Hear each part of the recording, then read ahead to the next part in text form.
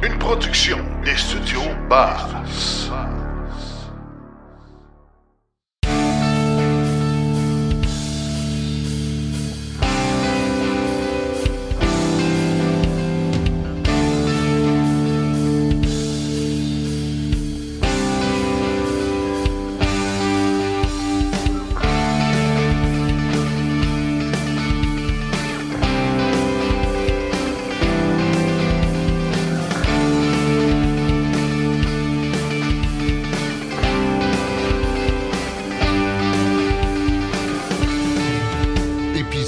Hors-série. Bonjour tout le monde, bienvenue à ce hors-série et nous allons aujourd'hui discuter un peu, échanger sur nos réactions suite à l'événement de Tesla qui annonce, dans le fond, livre ses premiers Cybertruck de production et en profite là, pour nous donner plein de spécifications sur les véhicules. Et avec qui d'autre on peut faire ça, autre que notre chroniqueur Tesla, Laurent Gigon. Bonjour Laurent.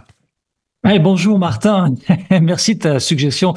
De faire un petit peu ce compte-rendu là à chaud de nos réactions de ces 18 minutes en fait. Hein, ah oui, c'était condensé. De présentation. Oui, oui. Et puis pour ceux qui n'ont pas suivi l'événement, dans le fond, il y a eu un retard là, de la diffusion qui était plus long que l'événement lui-même.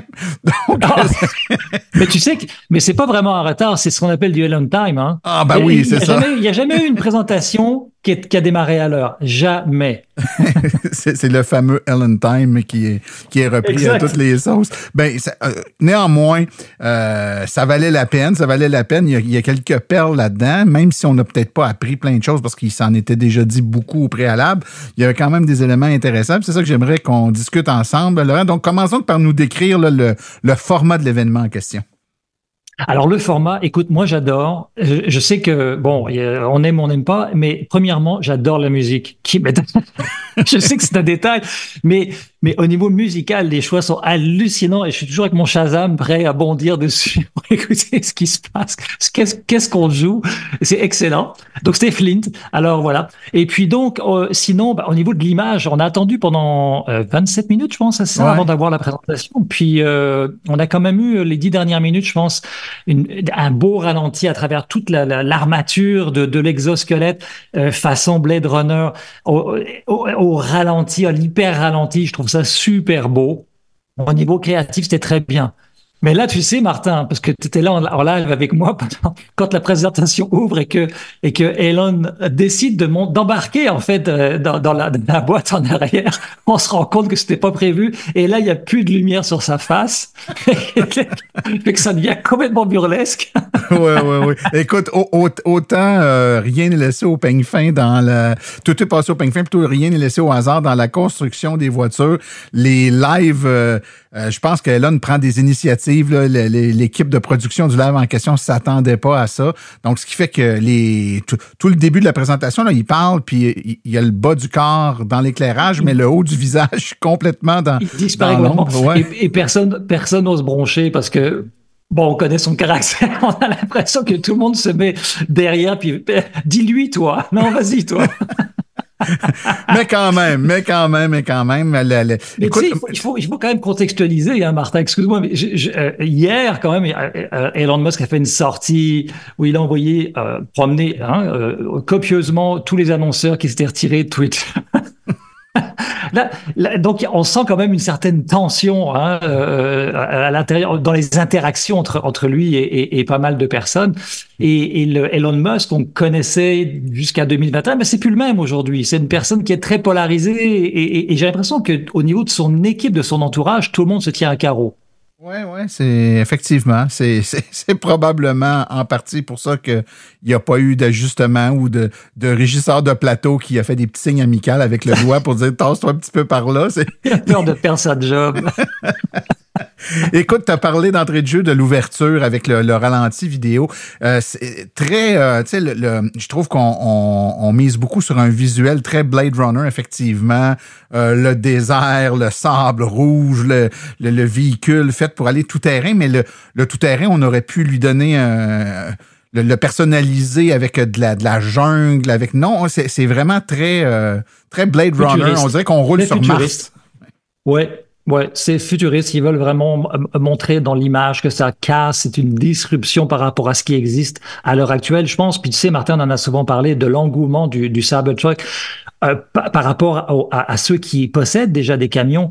Et on voit qu'il y a une scission entre les groupes d'âge et les plus, disons, 45, 50 ans ont tendance à trouver le Cybertruck un petit peu trop futuriste à leur goût, puis un petit peu trop cassant par rapport à ce qu'ils connaissent. Mais par contre, chez les plus jeunes, on s'aperçoit qu'il y a un engouement pour ce type de véhicule. Et là, ça vient chercher le futur des gens qui n'ont peut-être pas l'habitude d'avoir roulé dans des pick-up et qui veulent, et ça va peut-être être leur premier pick-up.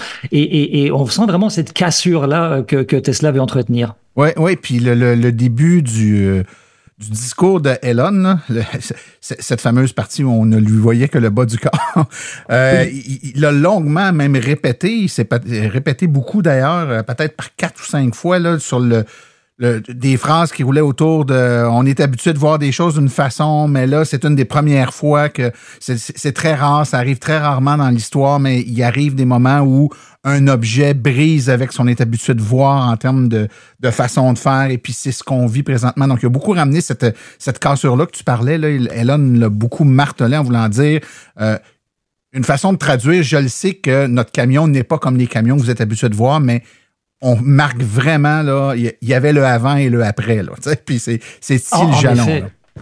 Mais il s'est battu à contre-courant. Quand on lit la dernière biographie d'Elon Musk, on apprend qu'il s'est battu à contre-courant pour imposer en fait ce design, ce concept-là de Cybertruck à toute son équipe de design, à toute son équipe d'ingénieurs. Certains ont menacé de quitter l'équipe quand ils ont vu à quoi ressemblait la maquette du Cybertruck. Certains ont pensé que c'était une blague. D'ailleurs, nous aussi, quand on avait la présentation, fait que j'ai l'impression que Elon Musk a besoin de justifier en fait ce choix et continue de le justifier parce qu'il reste quand même une grande inconnue. On sait qu'il y a à peu près 1 million de réservations, d'après ce qu'il nous a dit aux dernières nouvelles. Mais combien vont vraiment franchir l'honorer? On ne le sait pas. C'est une grande inconnue et c'est un risque pour Tesla parce que il prévoit une production à terme de 250 000 véhicules par année. Mais 2024 va être critique parce que ça va être une montée en production qui va être extrêmement difficile, un peu comme ce qui s'est passé pour le Model 3. Et tu le sais, hein, c'est ce qui est la phase la plus difficile, c'est de produire en volume. Donc, non seulement Tesla va être confronté à cette difficulté de monter en volume la production, mais également c'est inconnu de savoir est-ce que vraiment les gens vont vouloir ce type de véhicule. Tout à fait, tout à fait. Écoute, Laurent, je te propose qu'on plonge à bras-le-corps dans ce qui s'est passé dans cette présentation-là. Donc, un des premiers éléments, là, puis écoute, t'étais là toi aussi, donc si je me trompe dans ma chronologie, tu me ramèneras à l'ordre, mais il a vraiment fait référence à l'événement précédent où on avait envoyé là un poids dans la vitre, puis la vitre devait résister, mais elle avait éclaté. Hein. Donc, à la blague, il aurait pris, bon, ça s'est pas passé comme on avait voulu la dernière fois. Mais là, cette fois-ci, on recommence. Et là, il a pris une personne qui était avec une balle de baseball, puis cette personne-là a lancé comme à 2 ou 3 reprises la balle de baseball dans la vitre du Cybertruck. Oui. Évidemment, sans effet, ça rebondit comme si de rien n'était. Là. On s'y attendait, ça n'aurait pas été drôle que ça brise une autre fois. Non, en effet, puis bon, ils sont pas allés avec une balle en acier, là. ni avec une masse, comme ils l'avaient fait la dernière fois. Et pour connaître très bien le baseball, c'était pas non plus un lanceur professionnel qui lançait. En tout cas, il lançait, mettons, assez mollement, là. Oui, non, il avait peur pour sa job, lui aussi, peut-être. Ça fait longtemps qu'il est là quand même, hein. Fran, ça fait très longtemps qu'il est là. Il fait partie des piliers, on n'aimerait pas ça le voir partir. Il fait vraiment un très très bon travail. Mais effectivement, ils ont voulu faire ce leitmotiv-là. Mais bon, premièrement, à l'événement, pour rappeler ce qui s'est passé, c'est que la vitre a brisé probablement. Parce qu'ils ont débriefé après, parce que d'avoir donné des coups de masse dans la portière, ça a un petit peu fragilisé le verre. Et donc, quand il est arrivé avec sa bille, ça a brisé. Mais effectivement, cette fois-ci, je pense qu'ils se sont allés plus prudemment. C'était plus une blague qu'autre chose parce qu'au fond, on sait que c'est un véhicule qui est très résistant, particulièrement la carrosserie parce qu'il n'y a pas de pâture, c'est de l'acier inoxydable qui est laminé à froid, donc c'est extrêmement résistant. Et pour ceux qui veulent faire leur course chez Costco, ben c'est parfait. Un chariot viendra pas abîmer votre Cybertruck. Maintenant, on peut discuter de l'utilité d'aller chez Costco avec un véhicule pareil. Et si vous allez vous promener du côté sud de la frontière et que vous avez peur de vous faire tirer dessus à coups de revolver. Oui, on a vu, fusil d'assaut. Oui, il parlait que c'était le véhicule est bulletproof, donc à l'épreuve des balles. Donc, des 9 mm. Donc, effectivement, c'est un très bon véhicule qui va peut-être pouvoir servir pour l'armée, je ne sais pas. Pour des services spéciaux. Bon, maintenant, encore une fois, bon, l'utilité de ça, on le sait pas. Je pense que ça vient chercher. Je pense que Tesla veut aller chercher avec ce véhicule-là aussi des gens qui sont plus, disons, des Texans, des gens qui ont l'habitude de valoriser des véhicules très solides. Mais on s'entend que pour la plupart des gens, et bon, particulièrement au Québec, même si on a beaucoup de camions, je pense que le fait que ce soit à l'épreuve des balles, ça viendra pas chercher des ventes supplémentaires. Ça me surprendrait. C'est clair. Écoute, on a parlé un peu de certaines caractéristiques. Entre autres, il a fait allusion à la hauteur au dégagement de sol de 17 pouces, 43 cm à peu près, du véhicule, mais un vrai 17 pouces, c'est-à-dire que le véhicule va ajuster la hauteur en fonction de la charge utile dans le véhicule ou encore de certaines caractéristiques là, de conduite. Donc, pour toujours avoir un dégagement, ce qui permet au véhicule d'être vraiment tout-terrain et ça dans toutes les conditions.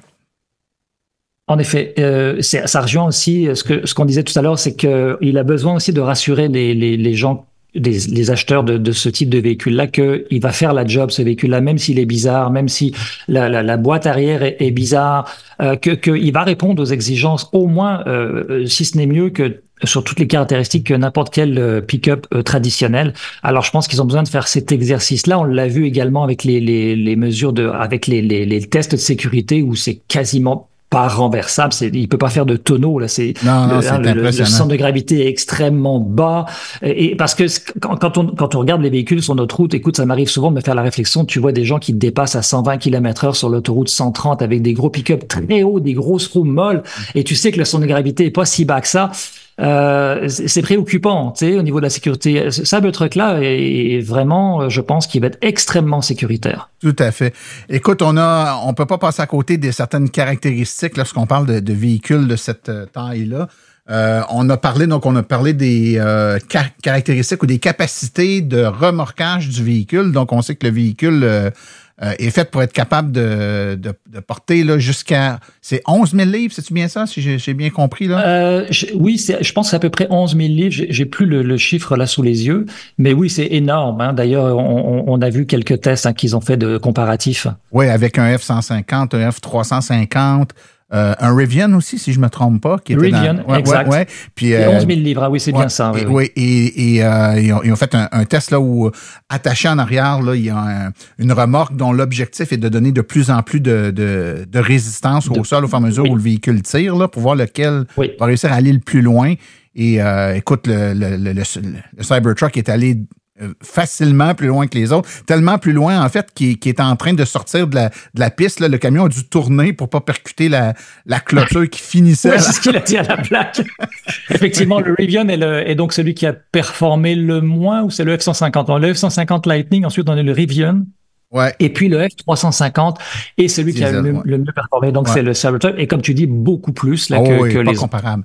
Écoute, moi, ce qui me concerne, mon highlight, là, écoute, j'ai éclaté de rire, c'est le test de rapidité, donc le quart de mille, hein, ce que les Américains appellent le quarter mile. Là, donc, c'est une accélération dans laquelle, et là, faut vraiment s'imaginer la scène, là. Elon dit, regarde, on voulait le comparer, c'était un gros camion, mais c'est un gros camion qui a des caractéristiques de véhicule sportif, de course. Donc, on est allé chercher une Porsche 911, flambant neuve chez le manufacturier, une 2023, et là, on voit les deux véhicules nez à nez, là, la ligne de départ, la 911, puis le Cybertruck, et là, ça passe, ça accélère. Et là, la caméra est relativement en close-up sur les deux véhicules et on voit que la 911 là, commence à perdre du terrain et que le Cybertruck donc prend de l'avance.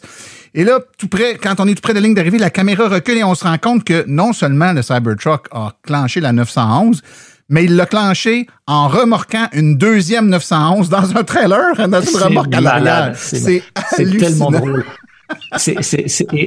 C'est hallucinant, c'est drôle et à la fois c'est très instructif. Ça nous permet de voir qu'il n'y a vraiment aucune possibilité de compétitionner ce type de véhicule-là. Clairement, Et Elon s'est fait un malin plaisir de dire donc le Cybertruck est plus rapide qu'une 911, même en tirant lui-même une autre 911. Ah, c'est fou, c'est vraiment malade. J'ai éclaté de rire, je l'ai jamais vu venir. C'est ça, c'est la puissance des moteurs électriques et je pense que c'est le trimoteur en plus, hein, celui qui a accompli ça. Donc on a 2 moteurs à l'arrière et un moteur à l'avant, donc ça donne des performances hallucinantes et de l'adhérence au sol pour l'accélération avec un contrôle électronique qui est d'une précision incroyable. Donc effectivement, c'est imbattable. On a par la suite, ça a été la livraison live des premiers. Donc les clients embarquaient sur scène, embarquaient dans leur véhicule et quittaient avec leur propre véhicule. Ça aussi, c'est une façon intéressante de démontrer que les livraisons sont commencées. Alors, c'est une façon intéressante de démontrer, oui, effectivement, que les livraisons commencent. D'un autre côté, je suis quand même déçu parce que je m'attendais à ce qu'on ait au moins une idée des prix, parce que ceux qui ont le million de personnes qui ont leur commande ne savent toujours pas combien vraiment le véhicule va être vendu. On le sait pas. Quelle déclinaison va être disponible pour l'instant. Quelle autonomie les véhicules ont, parce que les chiffres que Tesla avait donnés datent de 2019. Il n'y a pas eu vraiment de révision de fait. Donc, on se doute, ça serait surprenant que l'entrée de gamme soit à 39 ou 49 000 $. Honnêtement, je le sais pas et je suis, pour tout dire, déçu de pas avoir eu ces chiffres-là parce que des rumeurs commençaient un petit peu à sortir comme quoi les livraisons allaient commencer le lendemain donc demain. Sauf que, est-ce que d'ici demain, on va commencer à voir les prix? Ça, je le sais pas. Ça va être à suivre. Et puis, évidemment, c'est dans son rôle, on est rapide. Là, l'événement a eu lieu en fin d'après-midi, puis on est tout de suite en train d'enregistrer le podcast. Donc, au moment où vous allez écouter, peut-être que les prix vont être sortis. Mais là, on est tout près de l'heure du souper, là, jeudi soir. Et puis, au moment où on se parle, c'est ça. Au moment où on se parle, on n'a toujours pas les prix. Donc, à suivre. Mais effectivement, si on veut livrer dans les prochains jours, il faudra voir les prix. Il reste à voir si ça va être disponible également aux États-Unis, peut-être avant le Canada. Donc, peut-être que les prix américains vont être annoncés, puis les caractéristiques comme l'autonomie, puis tout ça va peut-être être annoncé aux États-Unis. On pourra tirer certaines conclusions, mais c'est toujours... Pour l'autonomie, en tout cas, sans trop se tromper, mais pour ce qui est des prix, il faut faire attention. C'est pas toujours une relation équivalente au taux de change. Puis, il y a beaucoup de fébrilité au niveau des investisseurs parce que le titre Tesla a chuté aujourd'hui. Il a comme chuté ensuite après 16 heures après la fermeture des marchés. Pas beaucoup, mais quand même, on sent une fébrilité comme je le disais tout à l'heure parce que il y a beaucoup d'inconnus, de variables dans tout ça. On ne sait pas les prix, on ne sait pas combien ils vont en vendre, on sait pas combien ils vont être capables de produire et combien ça va coûter à Tesla. Et la grande inconnue à l'heure actuelle, c'est 2024. Qu'est-ce que la production de ce Cybertruck va avoir comme impact sur les marges bénéficiaires de Tesla? Ça, c'est une autre inconnue. On soupçonne que ça va entailler un petit peu la marge de profit de Tesla. Et ça fait pas plaisir aux investisseurs. Et en général, Wall Street n'aiment pas les inconnus, en fait. Ils n'aiment pas l'inconnu, ils aiment savoir où est-ce qu'ils s'en vont. Et là, il y a beaucoup d'inconnus encore. Ouais. Ben, ça va te suivre. Puis écoute, j'imagine que d'ici ta prochaine chronique, il y aura des détails qui auront émané soit du site de Tesla ou ailleurs, et puis tu pourras nous en parler. Mon cher Laurent, avant de terminer, un mot de la fin. Écoutez, moi, je vous invite à écouter Silence au Rôle. On va vous tenir au courant de tout ce qui se passe avec ce véhicule. Moi, je trouve, et je suis très enthousiaste par rapport à ce véhicule-là, parce que je pense que c'est un gros marché en Amérique du Nord et que c'est un marché qui a besoin d'être électrifié. Et si on regarde la compétition, il ne se passe pas grand-chose. Et on n'est pas prêt de voir énormément de volume arriver avec Ford, le F-150 Lightning. Ford est en train de revoir à la baisse ses prévisions de production. GM aussi retarde leur projet. Donc, c'est vraiment urgent que Tesla montre la voie dans ce domaine-là, dans ce segment-là, parce que c'est vraiment un segment qui est très important pour l'Amérique du Nord. Oui, et l'autre inconnu, c'est reste à voir à quel point le Cybertruck pourra combler le segment compte tenu de sa singularité. C'est-à-dire qu'il y a plein de gens qui peuvent avoir besoin d'un véhicule qui a ces caractéristiques-là, mais qui ne peuvent toujours pas digérer le look du véhicule. Il est très polarisant. Absolument. Et juste pour finir, il y a aussi cet inconnu parce que là, on voit les sondages qui sortent et par rapport aux véhicules électriques. Et un des freins aux véhicules électriques aux États-Unis, c'est la capacité de remorquage et l'autonomie en remorquage. Donc, effectivement, c'est aussi quelque chose qu'il va falloir tenir compte quand on parle des projections sur ce type de véhicule et du remplacement des véhicules à essence pour cette catégorie. Tout à fait. Laurent Gigon, comme d'habitude, ce fut un plaisir de discuter avec toi. Et puis, comme on a dit précédemment, je vous incite à écouter la chronique de Laurent Gigon qui revient régulièrement là, dans Silence on roule pour en connaître plus sur tous les produits Tesla. Laurent, merci beaucoup de ta présence avec nous. Merci Martin et à très bientôt.